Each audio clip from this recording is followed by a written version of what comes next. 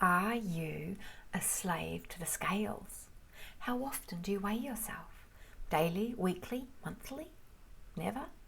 There's a lot of conflicting advice out there about how often you should weigh yourself.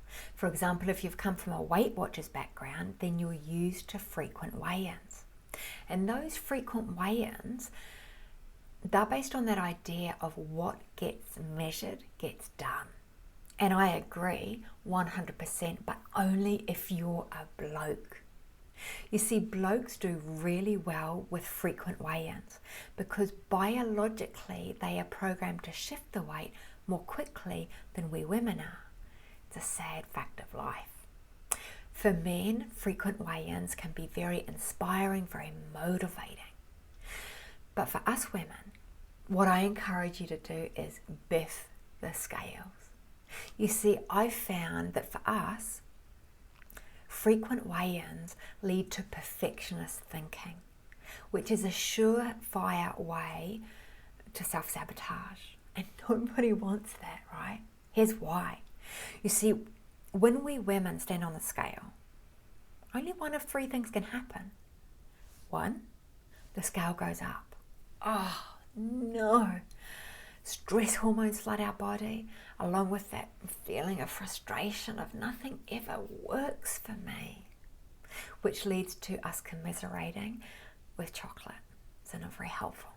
The second thing that can happen is that the scale remains the same. The plateau.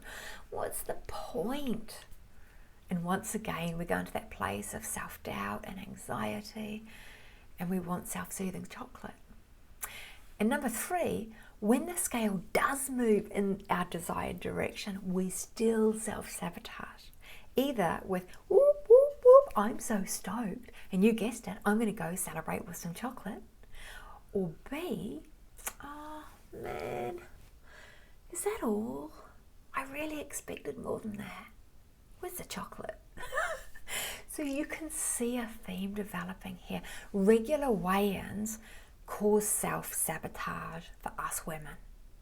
No matter what the number on the scale reads, we use it as a way of beating ourselves up, and that makes progress virtually impossible.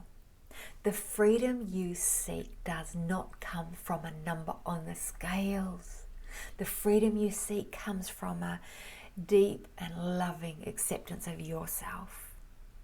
So we need to give ourselves space to change, ladies. When you're first pregnant, can the outside world see the miraculous shifts happening inside of you? Of course it can't. The mirror only reflects those changes in the second and third trimester. And becoming your happy shape and size is a very similar journey.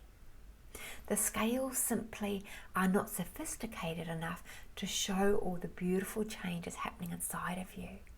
So I encourage you to use way more encouraging means of measuring your progress, like how easily your favorite jeans button up or how you feel, because that's ultimately what becoming a happy shape and size is all about.